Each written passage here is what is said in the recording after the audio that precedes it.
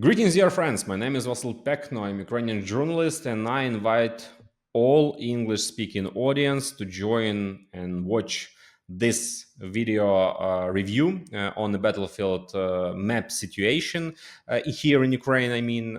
As of June the 17th, 2025. Please join with your likes, with your shares of this video, comment below it, and also subscribe to our YouTube channel. So I'll start with talking about some rotations, personal rotations, which are made in Ukrainian Armed Forces, because it is always important question who is in command. So let's start with this overview, and then we will go back to the map situation. Let's start. So let's start with the fact that we have some rotations, you could say, in the command staff. Major General Viktor Nikoluk, you can see him on your screens right now. His call sign is Viter, and he's the former commander of the 91 Brigade.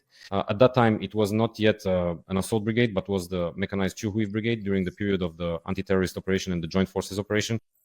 So Major General Viktor Nikoluk becomes the commander of the Donetsk Operational Tactical Group of Troops.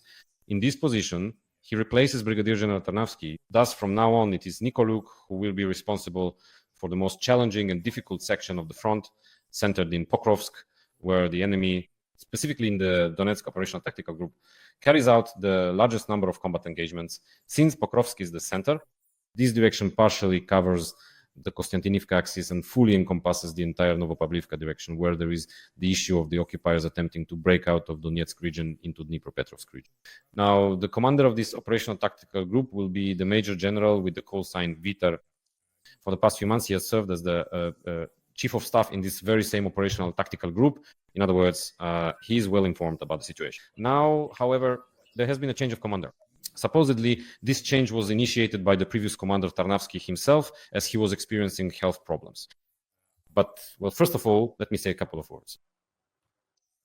I know about Nikoluk not, well, let's put it this way, not from someone else's stories, but almost from personal experience, because my very, very close people served alongside him back in the days of the ATO and JFO, and they know him as a very decent officer and a very, very responsible person.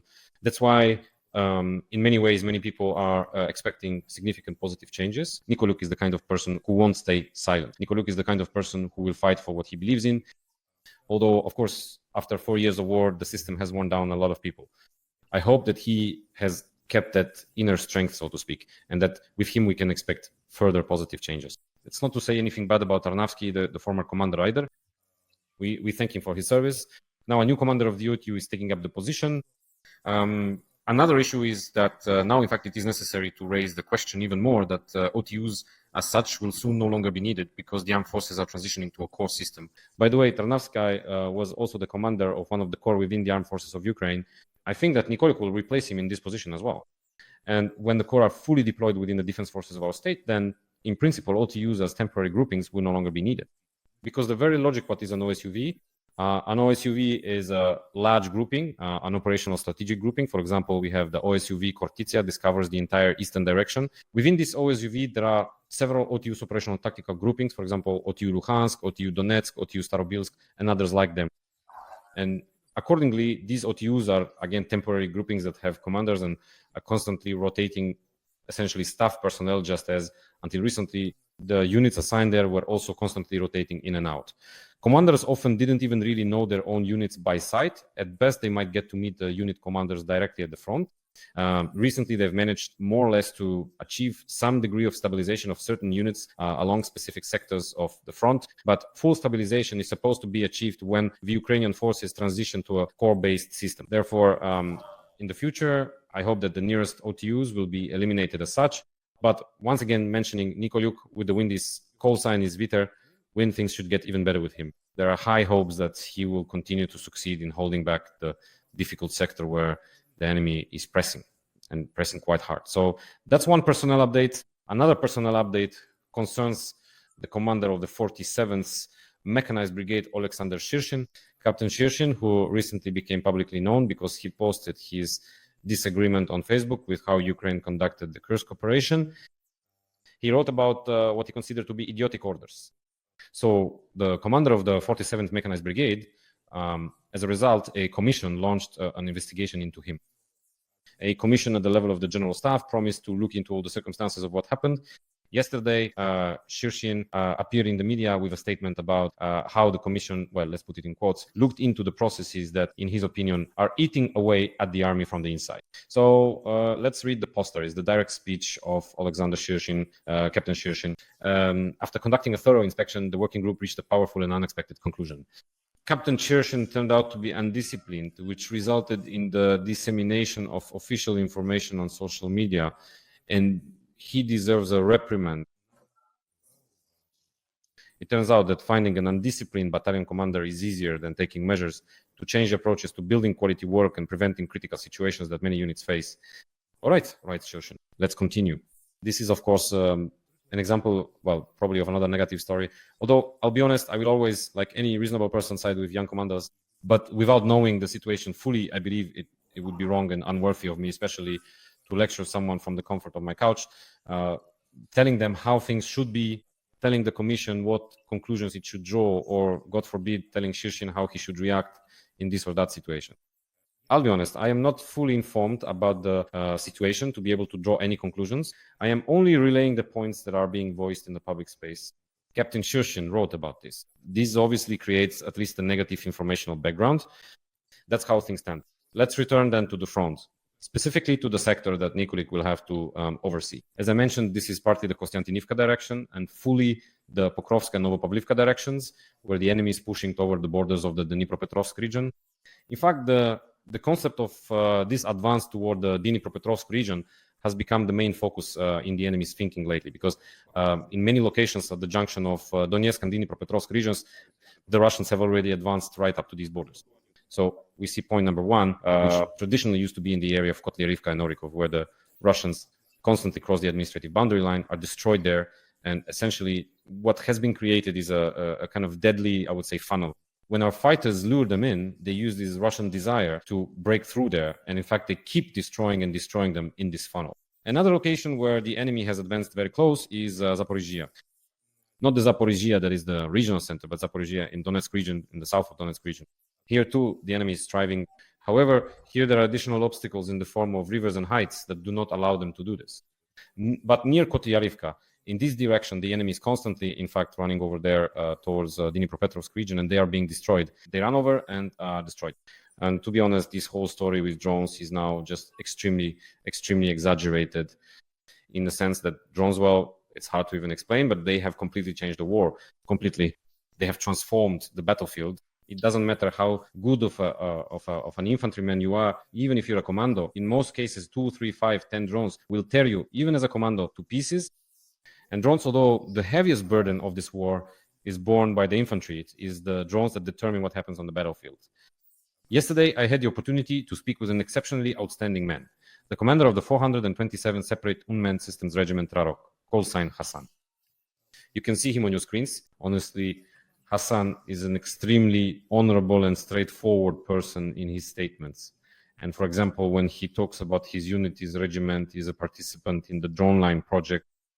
5 Ukrainian units, which at the beginning of the year began to scale up in terms of using unmanned systems in anticipation of what has now become a reality when the enemy is pressing with an overwhelmingly large number of infantry. And this infantry needs to be destroyed, and killed. And this is only possible by maximally equipping our effective units with drones. So at the beginning of the year, let me remind you, the drone line was created, this project. I was quite skeptical about it at first, but I admit now it is proving its effectiveness. So 5 units Rarog, K2, Phoenixes, Achilles's, and Pataham-Diara are participating in it. For example, Olehut, call sign Hassan, is one of the commanders of one of these 5 units. And so Hassan believes that the war in its current form will have to come to a halt. It will be forced to stop. It must be brought to an end in the foreseeable future. Because as of now, as Hassan says, they basically managed to find the silver bullet for this war. Drones in massive numbers are simply making anything on the front impossible. Even if we see the Russians advancing by 2 kilometers somewhere on the front line, in some grove, in some settlement, folks, you can't imagine what kind of effort it cost them, what kind of losses it cost them. That is, Hassan himself told me that there are groves, legendary groves on the front where the Russians have lost between 2,000 and 4,000 personnel over the course of the entire war. Between 2,000 and 4,000, just imagine that. Now, this is the Rarok regiment. Previously, it was a battalion. I mean, it's a battalion of unmanned systems, so it's not a lot of people. And this battalion, we have dozens, if not hundreds, of such battalions just during the full-scale invasion, eliminated a confirmed 2,500 occupiers. 2,500 killed, not wounded, but specifically eliminated and killed. I mean, these are simply phenomenal numbers. Even Russia can't achieve such a result. I've said more than once that the main task of our troops at the front right now is to destroy the enemy and, yes, to retreat in some places, because it's simply impossible not to fall back where there are so many enemy forces. To retreat in some areas, losing territory. These 3 lines, 2 kilometers, maybe losing about 10 kilometers in half a year, so to speak. But to destroy hundreds of thousands of occupiers in the process, that is the current task of our troops. Objectively, we are not able to liberate territory right now. We simply don't have the resources, we don't have the capabilities to liberate territory. In other words, the result of the war can only be achieved by the formula where we or military, the whole country, bring things to the point where the enemy and his imperial ambitions are completely crushed. When Putin and his circle realize that it is absolutely impossible to achieve anything in Ukraine, it is impossible to break through the front. That is when we will have our answer. That is when the potential of the Russian Federation will be broken to the maximum. I hope, with the diplomatic support of our partners, this will be the answer to how to end this war justly. There is no other option that currently seems possible. I am speaking objectively. I am speaking based on the words of a commander who sees this war not on television, not in battle map reviews, but who sees the personnel and bears responsibility for them. These are the points that actually explain what drones have done and, in general, what is happening on the front right now. This is essentially the direction we are all moving in together, friends. The main issue is simply to ensure that Putin's imperial ambitions are broken. And against this backdrop, both the OTU and the scaling up of drone procurement, as well as the expansion of drone units, all of this is an extremely urgent necessity, pardon the tautology, but it is a necessity that will allow us to destroy the enemy's offensive potential, to destroy the military power, because the enemy still retains this power. In fact, Hassan is telling the truth when he says, well, just imagine, it doesn't matter what kind of infantryman you are, how well you've been trained, you get to the front line and drones take you out. When vehicles reach the front line, they're destroyed by drones, by Grads, by Grad multiple rocket launcher systems, which just 10 years ago were an extremely powerful weapon on the front. And at the beginning of the full-scale invasion, were also an extremely powerful weapon on the front. These Grads would approach the front to within 3 to 5 kilometers and simply wipe everything off the face of the earth positions. People, cities, houses. Now, these Grads have been pushed back more than 20 kilometers from the front because they simply have no chance of surviving within this 20-kilometer zone. Movement within this same 20-kilometer zone is also an unrealistic scenario. Well, in fact, here's one of the confirmation. Another unit from the K2 drone line shows how they destroyed an enemy Grad. This happened in the Siversk direction. And by the way, I reported yesterday that the Russians are using chemical weapons in the Siversk direction to counter our units. And according to reports from our soldiers of the K2 regiment, the 20th Regiment of Unmanned Systems, a Grad was destroyed, which apparently was loaded with shells containing chemical warheads, let's put it that way. They found this out later from intercepted communications of the occupiers when they heard them saying, like, let's get out of here quickly because the Grad that poses a chemical threat was hit. So this weapon is old, it's outdated, it's no longer relevant. You can't really modernize the Grad, well, unless you put in a huge amount of effort to eventually bring the Grad up to the level of a so-called tornado. Although I think that's not even possible in that sense. Every voice matters. Join our community, support independent journalism and help us bring you the truth from Ukraine. Become a member of Ukraine Today. Join us now. Only deep modernization of the Grads could bring them up to the level of the tornado. But in fact, the front, I'll be honest, and I'm about to say something controversial, but the battle map that I show every day, using the OSINT mechanism, for example, deep state, it stops being a tool, or rather it stops being an answer. It stops being necessary. Because it's just a schematic way to understand where something is happening. After all these red lines, these red zones, they don't really exist. Everything is blurred because of drones stretching 15, 20, 30 kilometers in either direction. For example, there is a well-known Ukrainian military public page. It's called Officer. The officer community made a valid point. They write that rain this summer is primarily salvation from drones, because drones don't fly in rain, bad weather, windy conditions, hurricanes, storms, and the like. And this gives at least a chance to rotate troops, evacuate the wounded, and move around in some way. Next, the greenery that appears when the bushes and trees turn green. This is a seasonal answer for protection from drones, both for the occupiers and ultimately for us. If a drone suddenly appears, you can jump somewhere into the greenery and hide, wait it out until better times. But what will happen in the fall when both we and the occupiers reach the peak of our capabilities, and when both sides will have maximized the use of fiber optic drones, that is, drones connected by fiber optic cables, which cannot be countered by electronic warfare means. And there won't even be any greenery left, just completely bare tree lines. What will happen then? Just imagine the Scalia planetary level genocide will begin to take place, primarily against enemy infantry, but unfortunately also against our own soldiers. This is the problem for which there are currently no solutions. There aren't any. Our only task is to build up. We have options to rapidly and massively increase the number of drones sector by sector in certain directions and locations in order to destroy the enemy and achieve some success. But overall, this is a very complex formula that we are following. That is why, in many ways, many people, including analysts, expect that not before autumn will there be a certain window for negotiation opportunities to achieve a just peace, when Putin realizes that I'll repeat once more, imperial ambitions are unattainable. And what happens next will happen next. It's hard to predict anything beyond that. Who knows, maybe he'll want to send even more people to die, but those would just be enormous losses. A second million would be reached very, very quickly in such a scenario. That's how things stand. But it needed to be said, because this is an important issue. At the same time, by the way, the situation with the use of drones remains tense for us. It's both a response and a source of tension at the same time. Because the Russians, for example, in the Kherson region, I honestly have no idea what they're counting on here, trying to advance on the Dnipro island, since our drones are simply wiping them out in droves. Not a single enemy boat can go unnoticed. It's visible.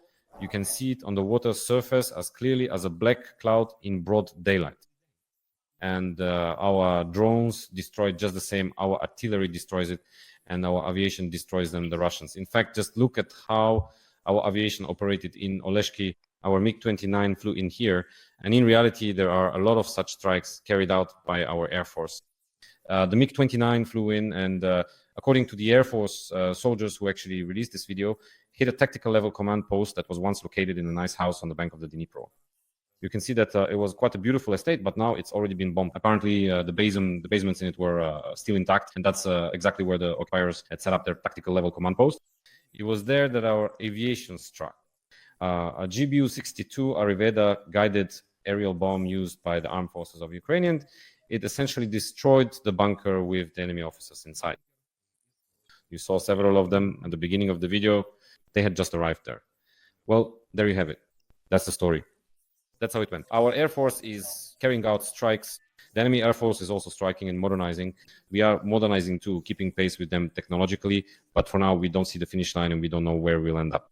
Because, for example, if we talk about enemy aviation in the Sumy region, it's worth taking a look at these photos from there. Recently, the enemy has been using munitions called UMP-KPD, both in the northern Kharkiv direction and in the Sumy region. Let me actually explain a bit more about what these are. It's not exactly about the munitions themselves. When we talk about munitions in this context, what is a guided bomb? It's an ordinary unguided bomb that has a special kit attached to it. This kit is called UMPK. It's basically little wings and a navigation system, to put it simply. UMPK is a Universal Planning and Correction Module. It stands for... So this module is attached to regular bombs. In fact, this is how it's done all over the world. The American JDAMs, for example, are made according to the same concept. And the Russians turn their fabs into KABs by attaching the UMPK module to them. And now in these photos I'm showing, you can see that the Russians in the north of our country have started using the UMPK PD. So what does this PD at the end mean? This is an increased range. In other words, they installed upgraded planning and correction modules on their Su-34s, on their bombers, and in this way achieved an increased range, which, as far as I've read, allows them to strike our rear areas at least 15 kilometers farther than before. That's why, unfortunately, we have this ongoing technological race where we're running ahead, the Russians catch up to us, then the Russians run ahead and we catch up. And this keeps happening all the time. And in fact, going back to the concept at hand, at some point the war will come to an end. Otherwise, there will just be an insane number of casualties among the personnel. But that doesn't mean that, actually, that's not correct, not the war. But the active combat will come to an end. But that does not mean the war will be over, because we will still have to live next door to the enemy. We will still have to exist somehow, to live alongside them, to defend ourselves from the Shaheds, Gerans, Gerbers now, not just Geran 2, but also modified Geran 3s with jet engines. We have to defend ourselves from all of this and think about how in the future we can reclaim our territories. That is the current concept. And as of now, don't even pay attention to the enemy's advances that are happening. Just don't pay attention, because these are nothing more than what are called Pyrrhic victories. To lose hundreds or even thousands of their soldiers for the sake of capturing Tree Line 7, the Russian Federation cannot afford that in the long run. That's how things stand. Share your thoughts in the comments under this video. I'll be glad to read them, share, and discuss. Or join my Telegram channel, which you can find in the description of this video. Or just as you see on the screen, at Pekhno News.